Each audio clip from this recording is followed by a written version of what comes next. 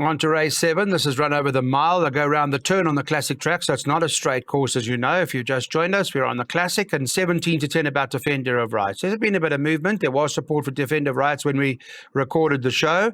Second choice, number 5, Silvery Blue at 28 to 10. Also some interest, I think, in this horse, Dancing Arabian, who currently shortens from 11 to 2 into 5 to 1. If you don't know, I can tell you that Consul Queen, who was enjoying KwaZulu-Natal yesterday, is not going to be in Johannesburg today. That's scratched. Well, in Gauteng anyway. Darren, talk about Defender of Rights. Looks the right one. It does look the right one. You know, her last start over the mile trip, she was a runaway winner that day. She disappointed slightly over further. She should run a big race. Saint Anastasia could show huge improvement. Third one after rest over a more suitable trip for the first time. And then Fantasy Flower with only 52 kilos. If she stays the trip, she could get into the action. And Silvery Blue, the best of the rest. Okay. Saint Anastasia's a decent price. That, Halloween came from there before to win from the Golden Aspen form. Tell me about the race. Yes, Clyde. The 4 that Darren touched on are my 4 topics. I'm leaning towards number 8, Fantasy Flower. Now, I just want to touch on the fact that she has been in the mile twice in her career, Clyde.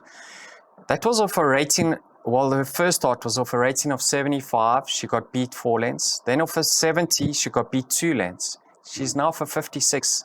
Blinkers have been removed, probably strengthened up a bit. I know it might not be an optimum trip, but I think she may get away with it this time around.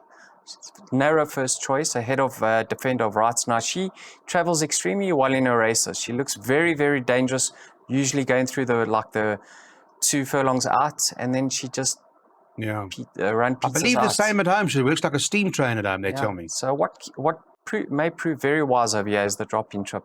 Okay. We may see the best of her. And then Saint Anastasia, you can see her ratings come down to a 67. She has to be competitive off this mark. So a tricky fillies and mares handicap, but I only think a handful of them can win. Well, it won't be the first Lucky Hoodalakis that Darryl's tipping. Lucky Hoodalakis runner. He's got Fantasy Flower, preferably over a few others. Let's go to our selections now and take a look at the race. Don't forget Darren Shrudy in the race, Saint Anastasia. So on that basis, we want to use those Shrudies in our trifecta. 2, 3, 4, 5 and 8.